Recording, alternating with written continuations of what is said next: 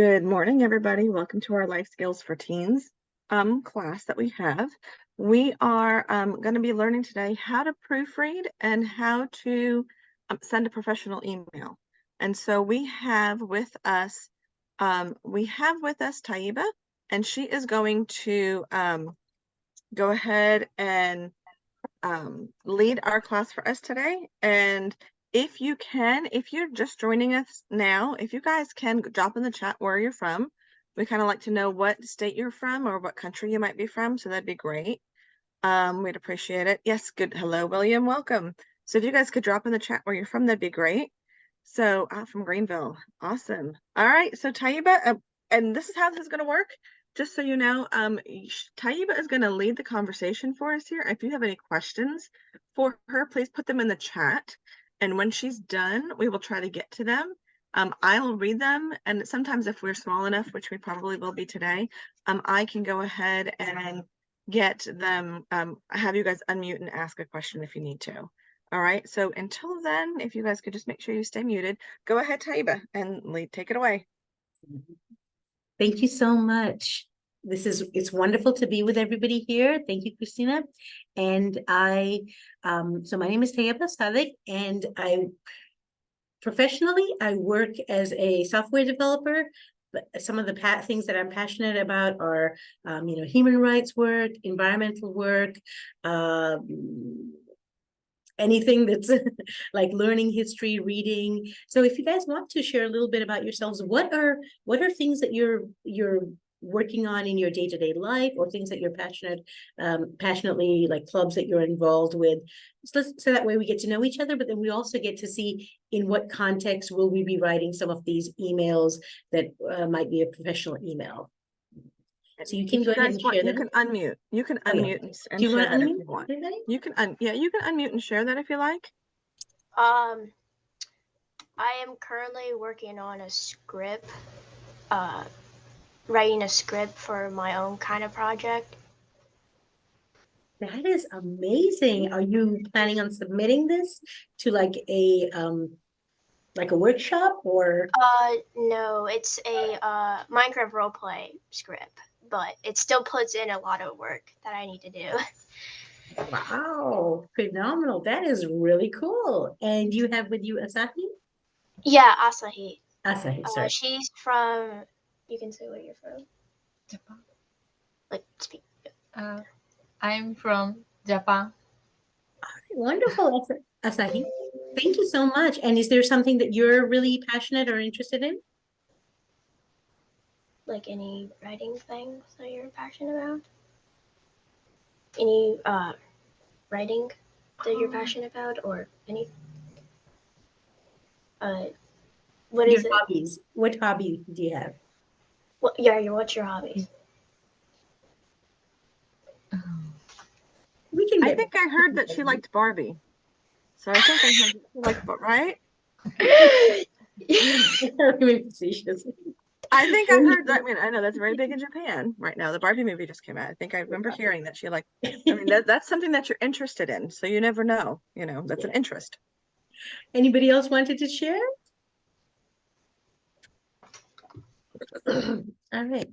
Well, so the use of writing, or the purpose of writing, of speaking, I tell my son this because he has like the very swift, quick handwriting, and I tell him the purpose of writing, and I tell this to myself, of course, the purpose of writing is communication, right? And if somebody can't understand what we're saying, or if somebody can't read what we're saying, we're not able to communicate. So we're not able to get our ideas and what we're interested in or our thoughts through. So that's one of the really important reasons to be good at communication and practice. It's not something that's going to always come naturally. Sometimes you have to write differently for different situations, and we should be aware of that and be able to embrace those multiple types of situations and adapt, so that again we can communicate with who our audience is. And it's really important for us to ensure that whatever we're trying to communicate, we keep our audience in mind, like with your play, for example, right? Or your script, Morgan. Yeah, I was gonna say I wrote a letter to an insurance company for a auto claim, and I had to be very, very professional. I was like, I can't write just regular. I had to write like lawyer-like. So I was like, as stated on such and such date at this time via email, which is not a normal way for me to write. And it took a lot longer and I needed to read it over. And I think I even sent it to Paula. I'm like, take a look at this and make sure that you understand that it's all concise thoughts versus me writing a message to a friend.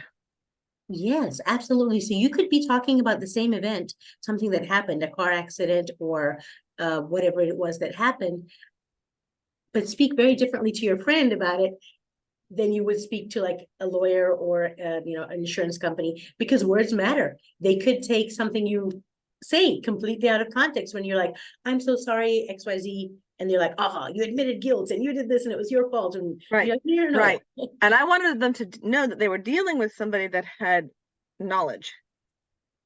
Even if I don't, I needed to make sure that they felt like they were dealing with somebody that was equal, not where they're the Goliath and I'm the, David. So I was making sure that I was like trying to, stretch a little bit. Yep, exactly, exactly. And so we're going to start with the idea of proofreading, actually. Before we construct our emails, let's talk about why it's important for us to proofread. Spelling and grammar can make you look what? Very bad. It can make you look like this, unprofessional. What? Exactly. I mean, they know what I mean, right? But it shows that I didn't really take the time, nor did I care to take the time to literally use spell check and make sure that what I was writing was correct. And I like to type without looking. So I think it's like a superpower, but sometimes it doesn't have the effects that I want. So you might have the superpower, the ability to type without looking, but make sure you go back and look over what you've written as well. And I Also, think even nowadays, when you're doing these things and almost everything, it's all underlined in red. yep. And so you want to be like, you will almost sometimes want to go, if you didn't see that and address it, then that's lazy. Very true. Yeah, it tells somebody that you're unprofessional. You didn't care. You're lazy about your writing. You weren't quite willing to put in the time for the outcome as well. Also, make sure that your message is, again, I purposely, it was really hard to misspell clear. So I was like, what sounds like clear? So clear and easy to understand. Make sure your message is also easy to understand. I could be very, so for example, if I'm trying to send an email to we're creating a piece of software and I'm trying to send an email to the user who's going to be somebody who knows their business really well, like their mom and pop store really well, but they don't really know, nor do they care about how many processors this software is running on and, what their, they need to know, hey, this is the size of image I can upload in this application, not necessarily, well, when you upload the image, then it goes through these pieces of information. And if I put way too much information into my email that isn't necessary, what happens to that? They might feel like you're just going on and on about stuff.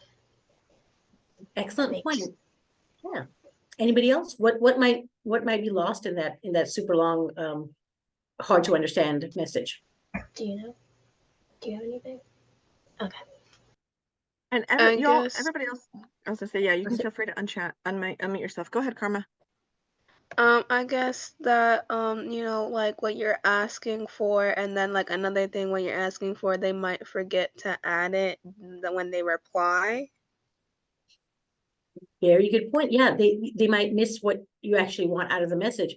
I'm so busy being so excited about this thing that I wrote that I forgot to actually let them know what I need from them. So I could be like, I need you to test this application, or I need you to, give me this, or I'm applying for this opportunity at your, at your company, and they completely miss any of that in that I was just going on and on about something completely off topic. So make it easy to understand. That's what proofreading helps with. A lot of times you want to be reading what you're writing out loud and read it to yourself, read it to somebody else, see how it sounds, because it might read one way, but put some tone into it and makes it a little bit more easy for people to understand. Make sure that you're using your words correctly. So for example, there versus there, and your versus you are, like to ensure your message is clear and easy to understand. And then use tools like Grammarly. I have a little QR code over here for Grammarly to talk about how to make sure that your emails are professionally, like how to write professional emails, how to proofread them well. And does anybody have any examples or questions from this? I've actually never used Grammarly for things. That probably should Same be something. here. Oh, that's good. I decided I should open this link up and I should actually look at it for a second. I'm like, not ever used Grammarly. That might not be a bad idea. Oh, I cannot click on it. Oh, I'm sorry. It's not a clickable link. It's not clicked. You have to use your phone. Yeah, sorry.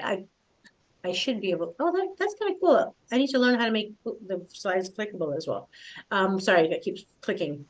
I'm too clicky. I need to take my hands So off. that's cool. So that you took whoop, there we go. Took us to 7 links on how to do your email. So that's cool. That's a whole article there on how to look at your email. Nice. Really? Another real life example. So we like I work with people of all different ages, and it was very interesting because there were some people who were like straight out of college and very good programmers, but who also very passionate about their code and what they write. And I don't know if you guys are, that's why I kind of asked about what are you passionate about, because sometimes we get really passionate about what we've written or what we've created, and there were users who were testing the code, and one of them said that this and this doesn't work. This young gentleman, let's just say he was banned from writing directly to users anymore. He had to go show one of our managers what he'd written beforehand, and then he was allowed to send it, because it was just be like, you don't know what you're talking about, blah blah blah blah. It's like, somebody's testing your code. It's okay. You can take the feedback, and you can, in a very polite, nice way, you can explain to them, these are the steps that you missed in testing, and so on and so forth. So is tone important, do you think, when you're writing an email? Yes. Professional tone. Okay, very good, very good. And sometimes that helps to just step away for a minute and make sure that what you've written is what you really meant to send as well. So now we'll move on. Some tips for proofreading. Keep calm and proofread as well. What's the first tip we have over here? Where? Sorry. Read. Read your content out loud. Very good. Who wants to read the next one? Use spell check, but don't rely solely on it. Why is that important? Sometimes the program will not use the right word that you really want to use. Exactly. So that's spelled correctly. It's just not the right word that you want to use over there. I remember this is my this was a humbling moment for me back in 3rd grade. I was like, the teacher was asking us about these really difficult words, and she asked us to spell further. And she said, she said F-U-R-T-H-E-R. And I was so proud of myself because I spelled it. And then she's like, use it in a sentence. And I said, my father is a businessman. And she just looked at me like, what? But it was actually further.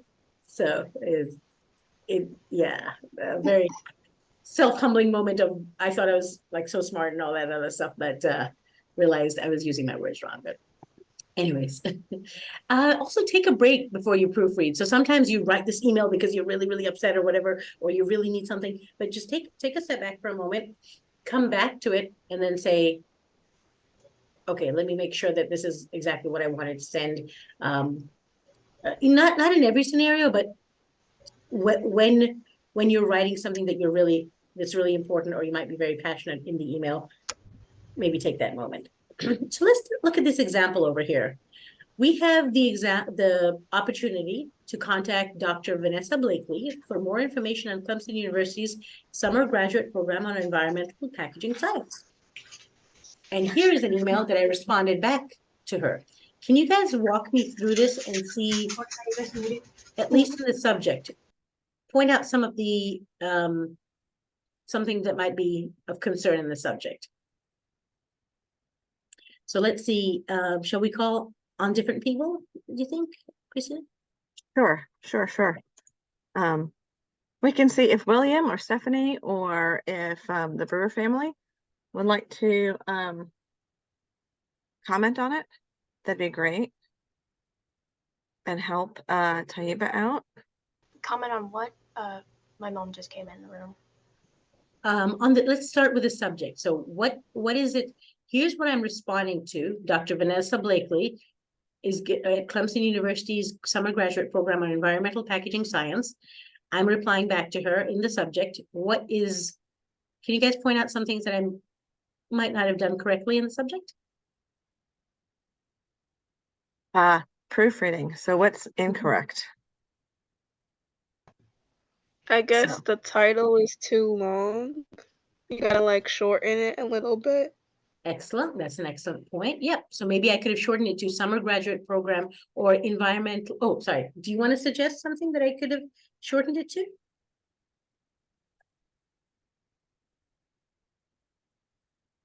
Oh, can I suggest? Yes, please. Like I could suggest, I would probably shorten it to hold on. I would just probably, subjects are short, right? So I would just say interested in summer graduate program. Perfect. That's excellent. Now let's look at some of the things that I didn't quite do right. So firstly, yeah, it was too long. Secondly, I misspelled. I missed punctuation. I misspelled. And then also misspelled over here, left a space out. I made a big mistake over here. What's that? That's University of South Carolina. That's right. And I have actually done this where, like, there's different people that you're having to send emails to. And so you copy paste because you're applying for multiple programs. Make sure you're proofreading so that you don't put the wrong school or teacher or whatever's email in or message in to the wrong person. So that's something to look out for as well, right? So, and I'm just going to tell you that when you do this on a college level, people take offense sometimes, because when you're Clemson, you are tiger blood through and through. You wear orange. You have all this stuff. When you are a Gamecock in USC, you are a Gamecock through and through. So to reference the wrong school, they may just print out your email, burn it, and then and it's done. And you will never go to that class ever again. So. Yeah, I was very offended. I've had a couple of times in my life where I've made little tiny snafus of things that I figured, and it was like, oh shoot, that was actually quite important.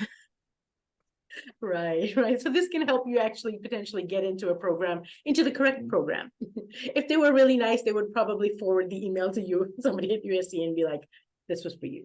But yeah.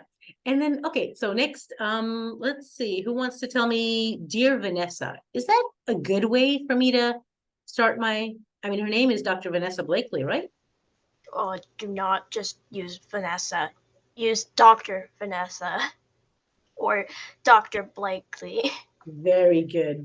Yeah. Can I just say Miss Blakely? No, because they got their doctorate degree. Yeah, a lot of not speaking for all people who have doctorates, but I have noticed that a lot of people who have taken the time to get a doctorate really prefer to be addressed as doctor, so and so. So I think if we were giving out an Amazon gift card today, Morgan would win. Because you're doing phenomenal, Morgan, and all your answers. And so is Karma. Whoever Karma is yeah. also doing phenomenal. And I love the fact that you guys are really thinking about this, because that's what we want to, we want to come out of this. We have a few fun stories and stuff, but we really do want to come out of this with like looking at our work differently and looking at the skills that we have to, applying all the skills that we have, but applying them to every part of our what we're doing. So here, I'm really interested in the summer graduate program at Clemson. At least I got that right. And I think I would be really good at the program. I love the environment and I've been working hard. So here, this is actually kind of good because you're describing relevant information, right? Do you think? About what you do and why it's important to you to be part of environmental packaging science. Do you think some of these, are these too many examples, or does it sound okay? I write weekly articles in our school newspaper about environmental care topics, such as reducing single-use plastic use. Is that a little bit redundant, maybe? Yes. Yeah. Compostables and the role and impact of businesses on the environment. Best regards. And then I give my name and my title, not title, well, I guess I give a little bit of information about myself in the sign off as well. So this is just one example. The structure. So as we saw from my example, the subject line should be specific and concise. So realizing that a lot of people, when they're looking at their emails, it's going to be on their phone. Sometimes it's going to be in something like Outlook, where maybe they see the subject and a little bit of the verbiage, but for the most part, a lot of people will just see like the subject, right? So you want to get the attention of the person so that they know exactly, like, if this is urgent. Now, I know some people who put urgent, exclamation point in front of every email that they send, because in their mind it's urgent. But if I'm getting 20 emails from you that all say urgent, then do I know what is the most urgent? No. If it really, really is urgent or action required or something like that, then yeah, put that on there. If it's something that can wait a day or so, then be respectful of the person and just say, just be specific. I think it helps to know that a lot of spam emails put urgent in their, and they a lot of times their spams will have urgent or different things. So I personally try to word it differently too. Like I will say, when I send out an email, I'll say RSVP by, September 5th for, so that way it's worded differently, so it catches somebody, so they know that it's a real thing, or I'll say upcoming cooking class, and then I'll use a colon, and I'll RSVP by so-and-so or something, just so that it's worded differently than spam emails, because spam emails get really smart now. And they use urgent and action required and all sorts of things. And they will say, I don't think you should probably send anything that says action required, because I think that's just a little off-putting. That's actually a good tip. Thank you. I like the example you gave of saying what they need to do, like RSVP by XYZ. Yeah, that's great. In fact, if I don't know if you've already done, or if you're ever thinking of doing a class on like how to recognize spam and cyber attacks and things like that, that would be really, really useful, because one of the things, exactly like you said, is that they try to build a sense of panic in you so that you're not paying attention when you're reading the email. You're like, account disabled or whatever, you're like, Well, like in our Facebook page, we get all these things that say account will be disabled, and you want to go, oh no, I need to have the, no, that's just spam, because technically they're not going to say it like that to you. They're going to say, like, urgent matter, please read information below, or something. It's gonna come off differently. And let's take one moment to think about that as well. All right, you guys, tell me, how do you react when, like, what happens physically to your body when somebody says something really like the something like urgent or extremely important or help now. What happens in your body? What's the reaction do you guys have? Well, I would react, uh, like, I need to look at this, Right. and I go to it and like, oh, it's not very urgent. I don't even know this person. Yeah, exactly. Yeah, definitely. But sometimes you're in more panic mode and you're not as clear thinking as well. So you also want to make sure that like whatever it is that's in your subject, that the person reading it is also going to be like put in a nice mood when they're reading it, or put in the mood that you want them to be put into. So being specific, being concise helps when they're reading the email to be like, oh yeah, I wanted to, hey, you want to talk about, you want all these people to get, for example, you want your classmates to, or your teammates to be motivated to really win the game. But if you're like, better win or else we're gonna get a really bad, I don't know, we're gonna drop out of the championship, or let's get celebrating and let's win this award, that positivity that you can bring into it, your email would really be helpful as well. So use a formal salutation for professional emails, like exactly like you were saying, dear Dr. Blakely, or dear Mr. or Miss, or something like that. Make sure that you get your contact's name right, including spelling. Double check to make sure that their spelling is correct. People might have unique spellings of their name. Checking your tone. Make sure that you'll be understood as well. So you want to give enough details in the body. Keep it concise and organized, easy to understand. And check for clarity. So that's why reading it a couple of times, I tend to use a lot of words. So it's nice for me to read it and be like, I didn't need basically a thesaurus worth of, you were organized, structured, and very clear. I'm like, okay, I can just say you were very organized, and in my email when I'm replying back to somebody. Watching out for wordiness as well, proofreading carefully, and sometimes when it's be mindful of, does this thing need to go out right away, or do I need to maybe sit on this a minute and think of that I'm giving something timely. And actually, so if you need your teacher to grade your assignment before okay, it's Monday, you need your teacher to grade the assignment before Wednesday so that you can get it included in this quarter's grades. When is a good time to send the email? Maybe after you're done with the work. Excellent. Oh, that's actually a great idea. Yeah. That actually brings me to another question. When you have done with work, when you're done with certain work, that should you expect your teachers to be like, oh, I'm going to go check to see if Billy is done with his work today. How about now? How about now? Or should you follow up when when you do need to actually let your teacher know that you're finished with something that was late? Should you actually follow up with an email?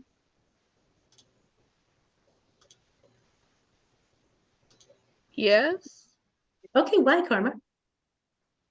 I guess I guess it's easier to just even send them an email, but also let them know that you sent an email that you turned in your work or whatever, because they might get a lot of emails during the day and stuff, and your email might get lost. Excellent point. Excellent point. Thank you. Yes. Go ahead, Christina. I just have to throw that in there because that's wonderful that you know that and you do that. I do that many times. I send an email, and if I'm a friend with somebody on Facebook, like Taiba here, I sent her the Zoom link for this, and I sent a message and, hey, just sent you an email with the Zoom link, just so they know to look out for it. Because if your email looks like my email, I have 40 to 50 spam emails a day, and I just check it once or twice sometimes, and it's not, so sometimes stuff gets lost. Excellent. No, this is phenomenal because you're exactly right. Your teacher or professor or somebody might be getting tons of emails. So we're required definitely follow up and just kind of let them know that, hey, I sent this to you, and send it as early as possible to give them the time. Don't expect that people are going to be sitting there on their phone or on their computers just waiting for you for an email to come. So give people enough time, and that helps them be able to, you know, respond to what you need them to respond to well. So something you can do after this is create your own well-structured professional email to use some of these tips. So here's an example: being polite and respectful and using professional tone. Trying to avoid emojis and slangs, though that is very difficult for me too. I know it's like there's so many emojis I could use. But what does in a casual email, what's your favorite emoji?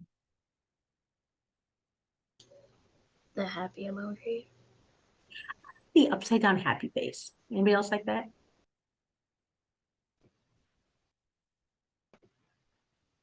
What's yours, Karma? I guess like mine, like I don't add that many emojis, but I like to like add like a little like yeah, I guess like a smile emoji as well. Mm-hmm. Cool. Very good. I'm usually just the like two dots in the I like just a smile in something. That's old school. I know. Yeah. You know what? Back in the day, you used to have, before emojis, you would have to do, I don't know what it's called anymore, but you would use characters to basically draw, like you'd use letters to draw stuff. So like you could draw a bunny rabbit by printing them out on different lines. And yeah, you guys need to, you definitely. We had skills back then. We had skills. It's called skills. How Okay. dare you call us not have skills? We had Skills skills would back be- then. We could make all kinds of funky different things. We have skills. We have skills. You have skills. True, we got called out. We had skills, you have skills. All right. So here we have dear, a subject line, algebra homework, algebra 1 homework help. Good evening, Mrs. Pisani. This is Christina from your block week class. I'm struggling to complete the homework on this subject. Can I make an appointment to stay after school to help for help with you on Thursday? I appreciate your time. So you're showing appreciation because you're realizing that the person, you're not demanding in here, right? Saying, you got to help me with this because you didn't teach this right and I have no idea what this is all about. Would that make the teacher more or less likely to want to help you? Less. Yeah. Also to give you a very bad grade too, right?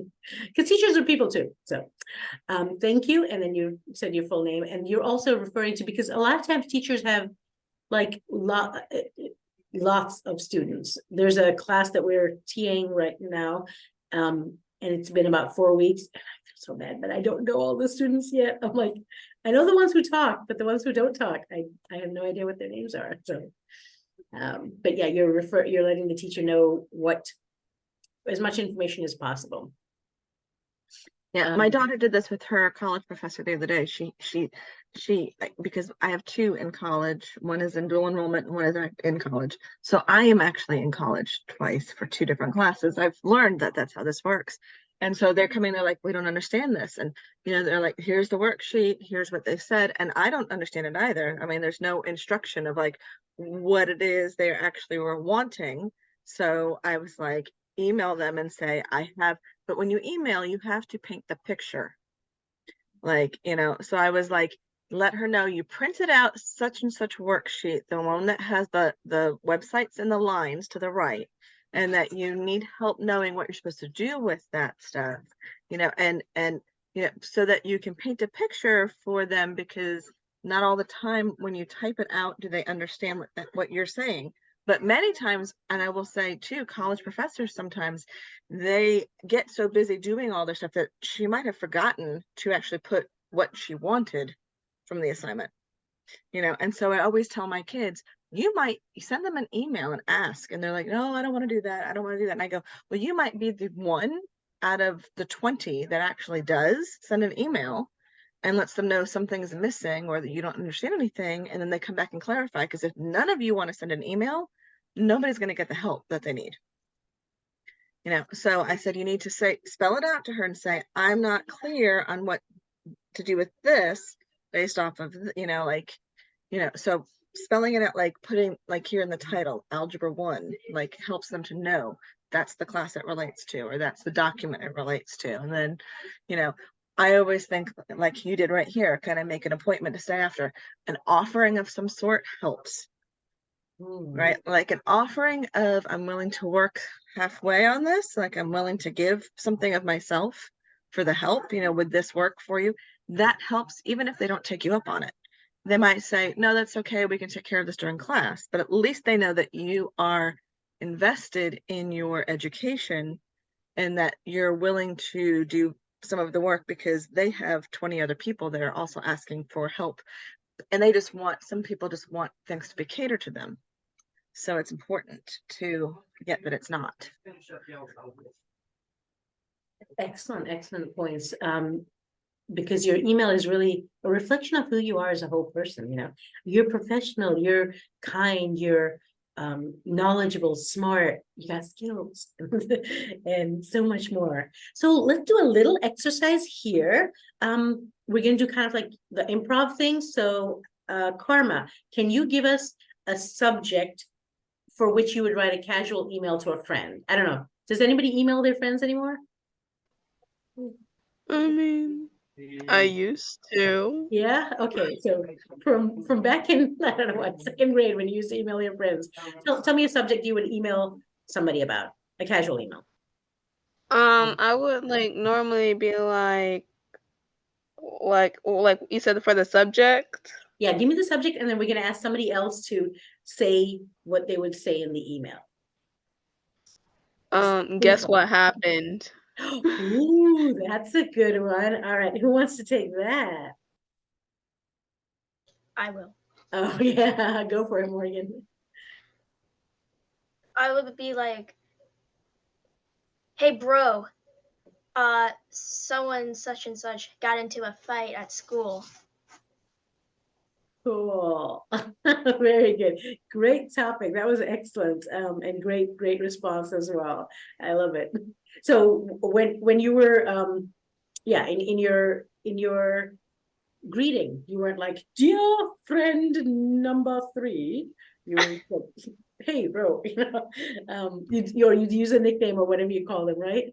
And you got right to the point. You didn't even build it up or whatever. You just got straight to the point. All right, excellent. Now somebody else, let's see, would you like to pick Christina, somebody to think of a subject for a professional email, and then somebody else to respond to how they would write that email?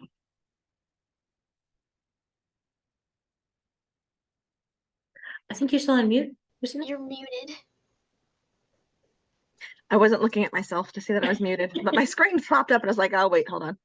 I was gonna say, Stephanie Day just joined us back. I don't know, Stephanie, if you could go ahead. Do you mind sharing? Taiba, you wanted her to share. Give us a subject that you would like, something that you would write a professional email for. Give us like the improv topic that you would write a professional email for, and then we'll ask somebody else to kind of word that email. Well, I've got one just because I had to write one of these recently, but a resignation letter, in an email format. That's excellent. Could very somebody good. else actually respond to that? And then Stephanie, if you don't mind sharing with us how you would, after somebody else comes up with an example, would you mind sharing with us again what you went through to try and come up with that email? But yeah, somebody go ahead. Who wants to? Yeah. Who wants to respond to professional resignation? I was gonna say, I don't know who Mel Gwentina is from Ohio, I think. I didn't know if Mel, if you could share. Or Luz. I don't know if Luz wants to share from Greer. So Luz, how would you write a resignation email?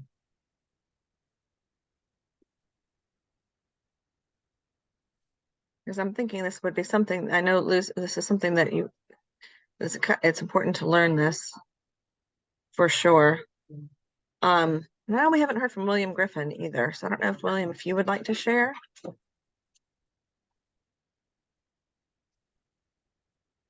Otherwise, we can always circle back to Stephanie and Stephanie can share what your thought was.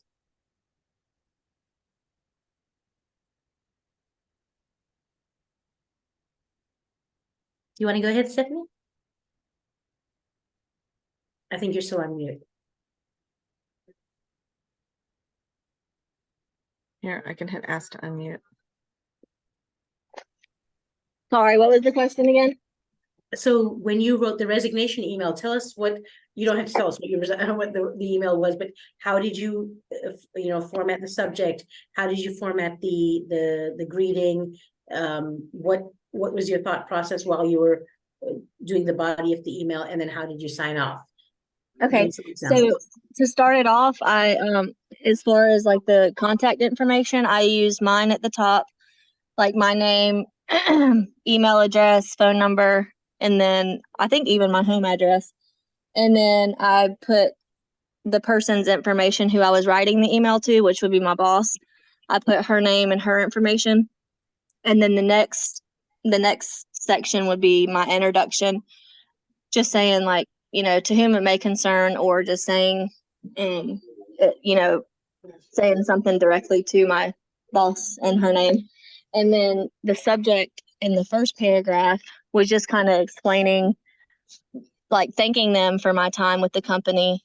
And then in the second paragraph was the reason why I was leaving, and giving them my notice and how, the timing that I needed for my notice. And then in the third paragraph, I just kind of revisited the first paragraph and thanked them again for my time at the company.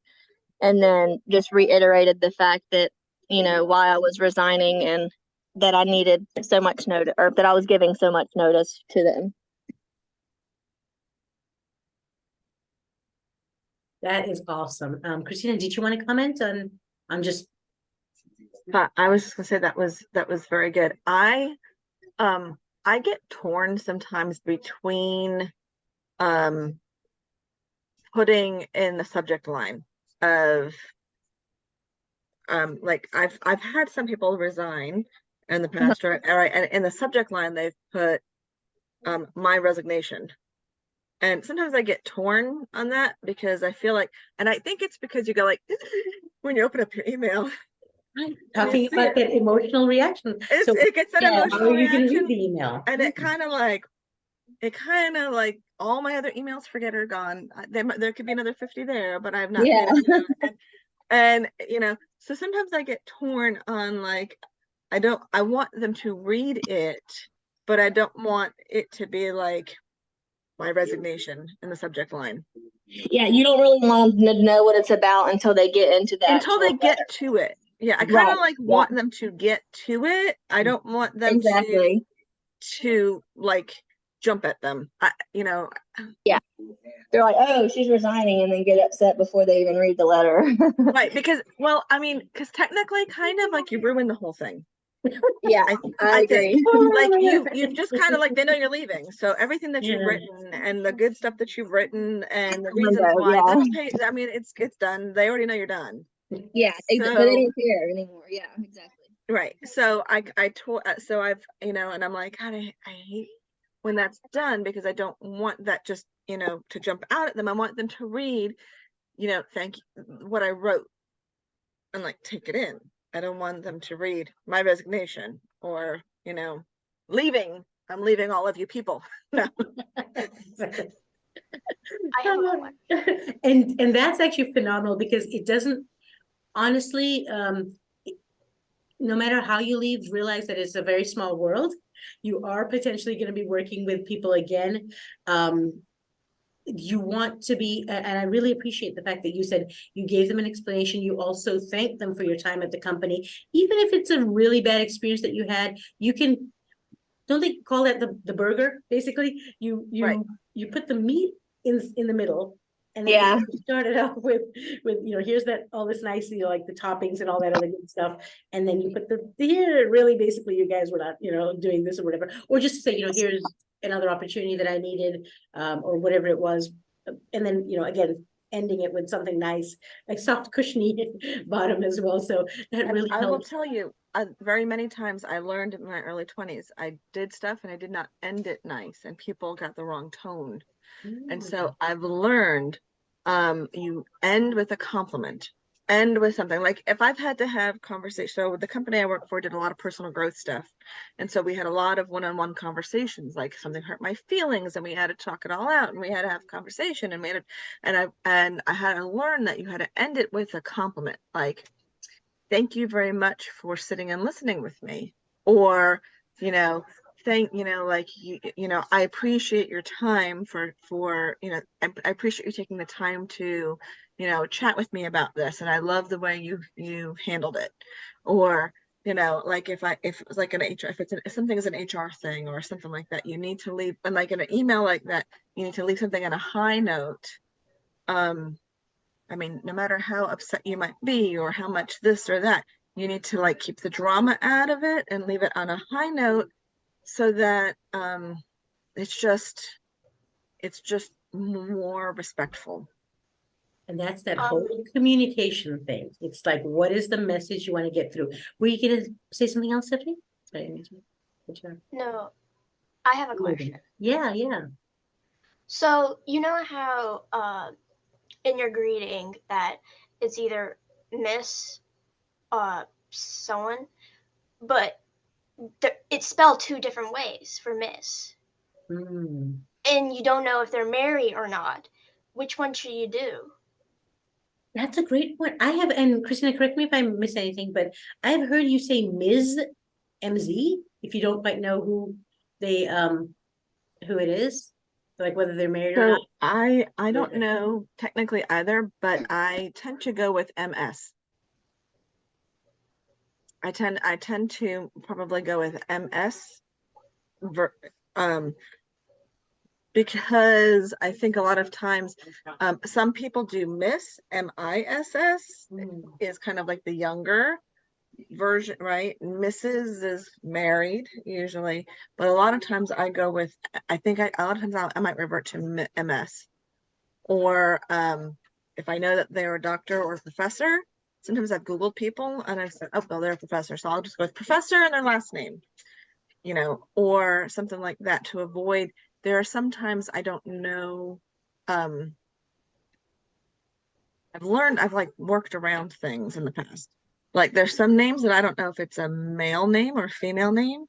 So I don't put a Mr. or Mrs. because I can't quite tell if it's masculine or feminine. So I will put their last name. Or I've kind of, or I've just even gone dear professor. Sometimes I've just left it without anything. Or sometimes I think when you start dealing with people from different cultures, you learn, like in the Chinese culture, their first name and last name is backwards for us, right? For us, that would be like considered backwards. And so I've learned sometimes I'll just use the whole name versus trying to use like the last name or the first name. I'll just use the whole name because I don't know which one is the first or last name. Because then there are some cultures that their first and last name are flipped. Like their family name comes first and then their person name comes second. So I don't know if that answers you, Morgan. So we're just going to leave it with, at the very end, practice and review, proofread a sample email for errors, create your own professional draft. That might be something you can kind of pre-draft for yourself, a few scenarios, and say, okay, when I need to apply for a program, I need to do a resignation. Here's like a sample I can quickly go to, so you don't have to end up recreating the wheel every time. Have a peer or a mentor review for you and encourage the continuous improvement and enjoyment as well. And then here's, as we're finishing out, if anybody has any comments, or Christina, if you would like to end it, I'll just flip through some quotes that somebody had created in this slide deck that I was able to use. Thank you so All right, much for great. everybody's time.